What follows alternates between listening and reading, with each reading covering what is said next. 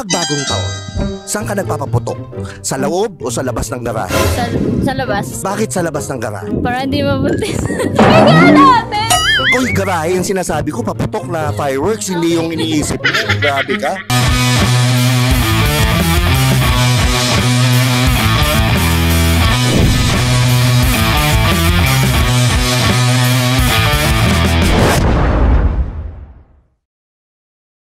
So, nandito pa rin tayo sa Bumper to Bumper Car Show. At ito nga pala ang paborito niyong Tio, si Tio Bray.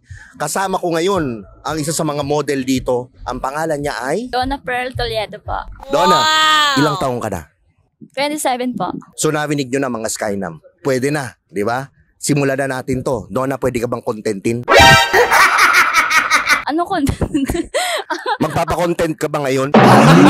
Gago! Apo. So, ano pang hinihintay natin mga Skynam? Contentin na yan. First question ko, Donna. Tito o fuckboy?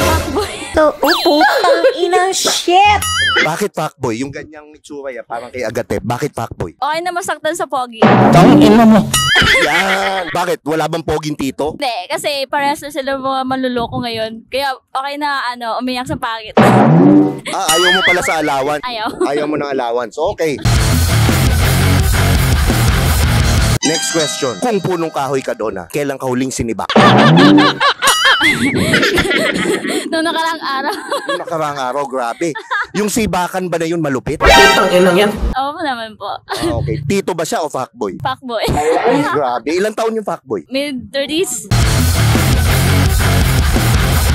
Pusa ka ba, Donna? Wala po. Bawa, may pusa ka. Gaano mo siya kadalas ipapag-groom? Pag tumutubo na siya.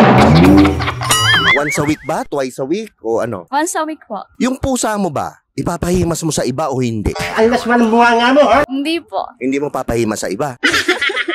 Sa kanya lang. Pag hinihimas ba niya yung pusa mo, naliligayahan ka? Oo naman po. Oh my God! Paano kapag nagiging masaya? Paano yung mukha mo? Aha.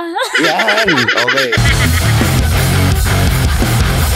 Kung papipiliin ka, anong mas gusto mong kainin? Ice buko o popsicle? Ice buko na lang. Ngayon, dahil gusto mo yung buong buo, di ba? Ice buko. Paano mo siya kakainin? Pasubo o padila? Dila muna bago subo.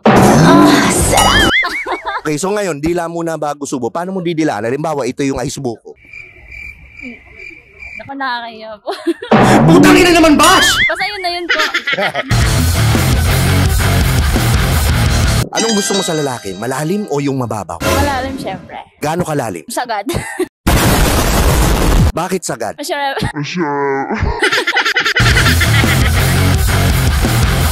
Kapag bagong taon, saan ka nagpapaputok? Sa loob o sa labas ng garahe? Sa labas. Bakit sa labas ng garahe? Para hindi mabuntis. Uy, garahe yung sinasabi ko, paputok na fireworks, hindi yung iniisip mo. Grabe ka.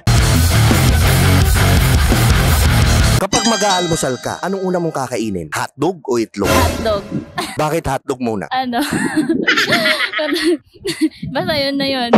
Talagang ito yung pinapahuli yung itlog. Yung hotdog ba yun na gusto mong kainin? May cheese o wala? May cheese po. May cheese, okay. Yun yung gusto mo, mas masarap sa'yo yun. Opo. Yung hotdog ba na yun ay iniipit sa dalawang monay o hindi? Opo. Ang sarap! Ay, grabe, sarap nun. Anong kambyo ng kotse ang gusto mo? Yung malaki yung ulo, yung maliit? Siyempre malaki yung ulo po. Bakit? Para swak. Damang-dama mo, gano'n? Gusto mo yung buong buo, ha? Okay, so ako, wala na akong katanungan na gusto ko lang i-promote mo yung mga social media mo. Pwede ba mag-shoutout? Oo, sige. Hello po. Shoutout sa mga kaibigan ko po. Mga tropa pips. Mga otol. So ito nga pala, nagtatapos ang ating interview. Ito ang paborito niyong Tio, si Tio Bray. At lagi niyong tatandaan ang kasabihan kapag ikay gipit. Sa tito ka kumapit. Boom!